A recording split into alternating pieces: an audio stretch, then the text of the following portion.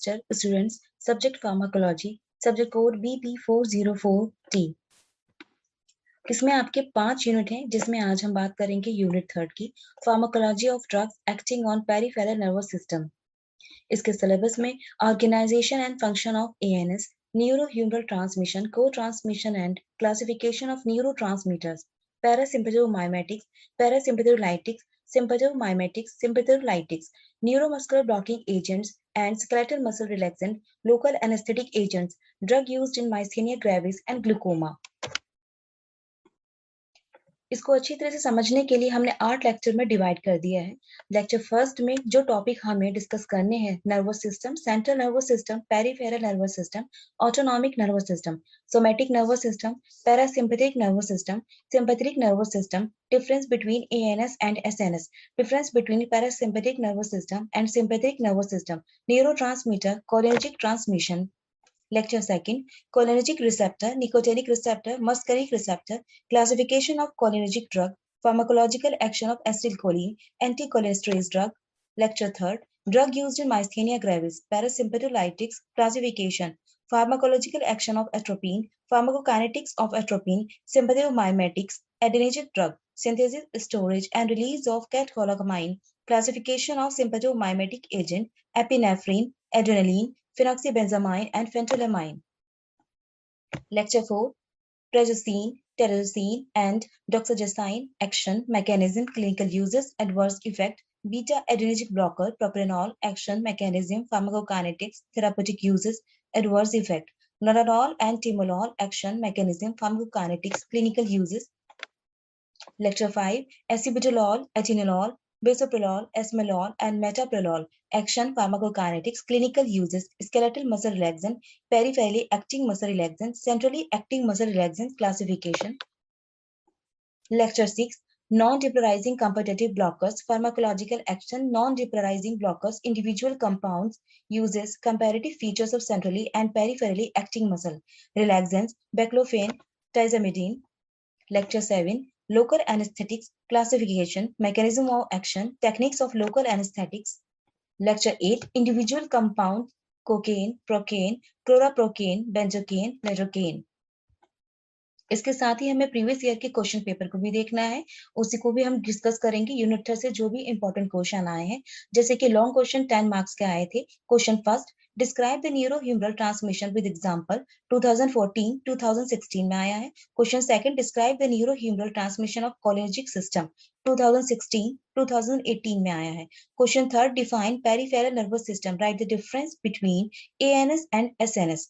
Question 4, explain the cholinergic transmission. Short notes 5 marks में आते हैं। Question first, write any 5 are the functions of the autonomic nervous system, 2016 and 2017. Question second, explain the organisation of the autonomic nervous system, 2013 and 2015. Question third, write the differences between parasympathetic nervous system and sympathetic nervous system. Question 4, define autonomic nervous system. Write the difference between ANS and SNS. Short question 2 marks के आते हैं। Question first, analyse the neurotransmitter, 2017 and 2018. Question second, right about the functions of ANS, 2016 and 2017. Question third, define cholinergic transmission.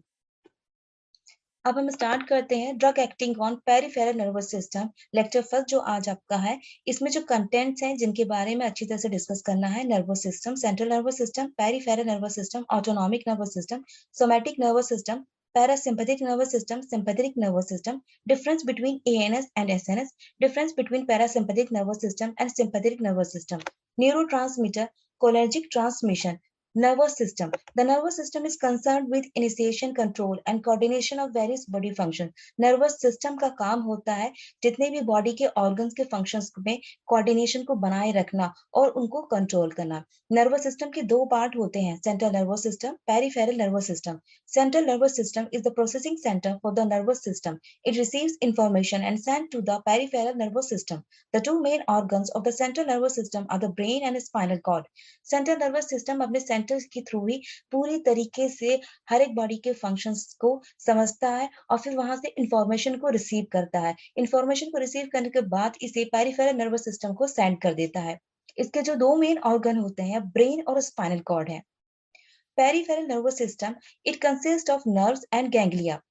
ये consist करता है nerve को और ganglia को। Ganglia का मतलब होता है group of nerve cells. It is composed of somatic and autonomic nervous system. ये दो ब्रांच को कंपोज करता है, सोमैटिक को और ऑटोनॉमिक नर्वस सिस्टम को। Somatic nervous system, it is made up of nerves that are connected to the skin, muscles and sensory organs. This system enables our voluntary control of muscles। ये nerve से मिलकर बना होता है जो कि जुड़ी हुई होती है हमारी त्वचा से, मांसपेशियों से, और जो भी संवेदनशील ऑर्गन होते हैं जिनके अंदर संवेदनाएं हमें महसूस होती है। ये सिस्टम पूरी तरीके से ऐच्छिक प्रवृत्ति के द्वारा होता है, यानी कि हमारी जो वॉलंटरी कंट्रोल है उसको हिंदी में हमने कहा ऐच्छिक, जिसको आप स्वतः जिसके ऊपर नियंत्रण रख सकते हैं। और यह कार्य मसल्स के द्वारा होता है, यानी कि जो मांसपेशियां अपनी होती हैं उनके द्वारा। जैसे कि हम उठते हैं, बैठते हैं, चलते हैं या लिखते हैं, कुछ भी लिखना होता है हमें, तो हमें कब कहाँ पे किस तरीके से रुक जाना है, ये काम हम अपने द्वारा करते हैं, यानी कि हम अपने आप से खुद से इन चीजों को नियंत्रण कर सकते हैं। Autonomic nervous system, autonomic nervous system regulates the functions which are not under voluntary control. यानी ऑटोनॉमिक नर्वस सिस्टम जो होता है, जो इस तरह के फंक्शंस को रेगुलेट करता है जो कि बिल्कुल भी वॉलंटरी कंट्रोल के नहीं होते, मतलब इनवॉलंटरी कंट्रोल होते हैं, जिन पर आपका खुद का कोई भी नियंत्रण नहीं होता, अनैच्छिक प्रवृत्ति के होते हैं। As the activity of cardiac muscles, smooth muscles and exocrine gland as well as some metabolic process. Cardiac muscle जो कि हार्ट से रिलेटेड होती है, हमें पता है कि जो हार्ट होता है वो अपने पूरी तरीके से पंप करता रहता है ब्लड को, और किसी भी तरीके से इसको आप रोक नहीं सकते हैं, या फिर किसी भी तरह से हम इसको 1 मिनट 2 मिनट के लिए खुद से नियंत्रण नहीं कर सकते हैं। ये काम अपने तरीके से समय समय पर होता रहता है। साथ में जो कुछ स्मूथ मसल्स होंगे जो कि आपके रिलेटेड होंगी इंटेस्टाइन से, यूट्राइन से, या फिर ब्रोंकियल स्मूथ मसल से, इसको भी ये रेगुलेट करता है। एक्सोक्राइन ग्लैंड जो कि हार्मोनल से रिलेटेड है। कुछ मेटाबॉलिक प्रोसेस हो रहे होंगे कुछ जगह पे, जैसे कि लीवर हो गया है हमारा, लीवर में भी मेटाबॉलिक प्रोसेस इन्वॉल्वमेंट होता है, सिर्फ इंटेस्टाइन से ही रिलेटेड नहीं होता है metabolic process. The autonomic nervous system is divided into two parts. Autonomic nervous system दो पार्ट में डिवाइड होता है, parasympathetic nervous system, sympathetic nervous system. The main process that are regulated by ANS. जो main process regulate होता है NS से, contraction and relaxation of smooth muscles. Contraction होगा, relaxation होगा स्मूथ मसल्स का, वो स्मूथ मसल जो कि हर एक पार्ट पे जगह जगह पे मौजूद है। जैसे कि बताया था, ब्रोंकियल स्मूथ मसल्स हो सकती हैं, यूट्राइन भी हो सकती हैं, या फिर हमारी किसी भी तरीके से इंटेस्टाइनल जो होती हैं जहां पे मौजूद होंगे स्मूथ मसल्स, वो भी होंगी। All exocrine and certain endocrine secretion, जितने भी एक्सोक्राइन या एंडोक्राइन ग्लैंड होंगी जिनका काम हार्मोन को सिक्रेट करना होता है, वहां पे इन्वॉल्वमेंट होगा। हार्ट बीट जो कि हार्ट से रिलेटेड है, क्योंकि कार्डियक मसल्स के बारे में अभी हमने बात करी। Metabolism particularly in liver, liver का भी अपना रोल होता है मेटाबॉलिक के प्रोसेस में, तो वहां से रिलेटेड होगा। और कुछ स्केलेटल मसल्स भी होंगी। Difference between ANS and SNS. अब हम बात कर रहे हैं ऑटोनॉमिक नर्वस सिस्टम और सोमैटिक नर्वस सिस्टम के बीच में किस तरह का अंतर आता है, ये देखने को मिलता है। It is supply to all organ except skeletal muscles. ये सप्लाई होती है हर तरह के ऑर्गन में, लेकिन स्केलेटल मसल्स को छोड़ देने पर वहां पे इसका कोई भी रोल में नहीं होता है। It is supply to only skeletal muscle. SNS सिर्फ सप्लाई होती है स्केलेटल मसल्स में। It is involuntary in nature. NS का काम इनवॉलंटरी बिहेवियर होता है, यानी कि अनैच्छिक प्रवृत्ति का होता है, जिसको खुद से नियंत्रण नहीं किया जा सकता। लेकिन एसएनएस में वॉलंटरी नेचर होता है, जिस पर हम खुद से नियंत्रण कर सकते हैं, यानी ऐच्छिक प्रवृत्ति का। ANS, interruption of nerve supply does not completely abolish functions of organ. जितने भी ऑर्गन के फंक्शंस हो रहे होते हैं उनमें किसी भी तरह से नर्व सप्लाई का कोई भी व्यवधान नहीं ऐसा होता है, ना ही रुकावट ऐसी होगी जिससे कि उनके काम में कोई असर पड़े। लेकिन एसएनएस में interruption of nerve supply produces paralysis and atrophy of the muscles. वहां पे नर्व सप्लाई के कुछ इस तरीके से रुकावट पैदा कर देती है जिससे कि पैरालिसिस हो सकता है, या फिर मसल्स की एट्रोफी हो जाती है। मसल्स की एट्रोफी का मतलब होता है कि मसल्स वहां पे इनएक्टिव फॉर्म में आ चुकी हैं, वो एक्टिव नहीं है। Nerves are mostly non myelinated. ANS में मोस्टली जितनी भी नर्व्स होंगी वो नॉन माइलिनेटेड होंगी, मतलब कि यहाँ पे जो माइलिनेशन हो रहा है, इलेक्ट्रिक इम्पल्स जो है वो काम कर रही हैं अपनी स्लोअर स्पीड पे। लेकिन एसएनएस में माइलिनेटेड का मतलब हुआ वहां पे इलेक्ट्रिक इम्पल्स जो होंगी वो फास्टर स्पीड में काम करेंगी। Difference between parasympathetic nervous system and sympathetic nervous system. अब हम बात कर रहे हैं पीएनएस और एसएनएस के बीच में डिफरेंट की, क्या क्या इनके बीच में अंतर देखने को मिलता है। PNS, the nerves of this system originate from cranial and sacral vertebrates, hence it is known as craniosacral system. इसमें जो नर्व्स होती हैं वो ओरिजिनेट होंगे क्रैनियल और सैक्रल वर्टिब्रेट से, जिसको आगे जाके नाम देते हैं इस पूरे सिस्टम को क्रेनियोसैक्रल। एसएनएस में nerves of the system originate from the thoracic and lumbar vertebrates, hence it is known also known as thoracico-lumbar system। यानी कि जो नर्व होती है वो ओरिजिनेट होंगे थोरेसिक से और लंबर वर्टिब्रेट से, जिसको नाम दिया जाएगा थोरेसिको-लंबर सिस्टम। हमारे स्पाइनल कॉर्ड में बहुत सारे वर्टिब्रेट्स होते हैं जिनके पार्ट्स होते हैं अलग अलग, जिनके अलग अलग नाम होते हैं, उन्हीं का नाम यहाँ पे बताया गया है और उन्हीं से मिलकर ये अपने अपनी सिस्टम बन रहे हैं पीएनएस और एसएनएस में। The pre ganglionic fibres are long. PNS में प्री गैंग्लियनिक जो फाइबर होते हैं वो लंबे होंगे, लेकिन एसएनएस में pre ganglionic fibres are short, छोटे होंगे। पीएनएस में post ganglionic fibres are short, ये शॉर्ट होंगे, लेकिन जस्ट अपोजिट एसएनएस में यही पोस्ट गैंग्लियनिक फाइबर काफी लंबे होंगे। The ganglia lies near to the organ, away from the spinal cord. Ganglia जैसे कि हमने बताया था ग्रुप ऑफ नर्व सेल्स जो कि पास होता है ऑर्गन्स के, लेकिन स्पाइनल कॉर्ड से दूर होगा। वही गैंग्लिया लाइज करेगा near to the spinal cord के पास होगा लेकिन ऑर्गन से दूर होगा एसएनएस में। The neurotransmitter be released from post ganglionic fibres is acetylcholine. PNS में जो न्यूरोट्रांसमीटर पोस्ट गैंग्लियनिक फाइबर से रिलीज होता है उसका नाम है एसिटिलकोलिन। वहीं एसएनएस में न्यूरोट्रांसमीटर जो रिलीज हो रहा है पोस्ट गैंग्लियनिक फाइबर से उसका नाम दिया गया है नॉरएड्रेनालिन। एसिटिलकोलिन को ही कोलिनर्जिक सिस्टम के नाम से जानते हैं, वही नॉरएड्रेनालिन को एड्रेनर्जिक सिस्टम के नाम से जाना जाता है। पीएनएस में जो रिसेप्टर प्रेजेंट होते हैं वो दो तरह के होंगे, मस्करेनिक और निकोजेनिक रिसेप्टर। वहीं एसएनएस में रिसेप्टर जो पाए जाते हैं उनका नाम होता है अल्फा और बीटा। पीएनएस में पैरासिम्पैथिक जो फाइबर्स हैं वो सप्लाइड हो रहे हैं जिन जिन लोकेशन से, oesophagus, adrenomedulla, gastric glands, lacrimal glands. SNS में लोकेशन होगी uterus, ureter, fallopian tube and arterioles. Generally excited nature होता है सिर्फ हार्ट और ब्लड वेसल्स के अलावा, यानी कि पीएनएस में एक्साइटेटरी बिहेवियर होगा, लेकिन एसएनएस में यही अपोजिट होगा इनहिबिटरी नेचर का, except heart and blood vessels. Neurotransmitter जो कि बहुत इंपॉर्टेंट है, न्यूरोट्रांसमीटर एक ऐसा केमिकल कंपाउंड होता है जिसके रिलीज होने से नर्व में जो होता है स्टिमुलेशन स्टार्ट हो जाता है। It must be release from when a nerve is stimulated. जब भी नर्व का स्टिमुलेट होगा तो रिलीज होना जरूरी होगा। When given generally externally it must mimic the effect of nerve stimulation. जब भी बाहर से इसको दिया जाता है इसकी कमी को पूरा करने के लिए तो ये ठीक नर्व स्टिमुलेशन पे अपना इफेक्ट डालता है, ठीक वैसे ही जैसे कि उत्तेजना की प्रवृत्ति न्यूरोट्रांसमीटर की होती है। Drug which alter the response to nerve stimulation should also alter the response to transmitter.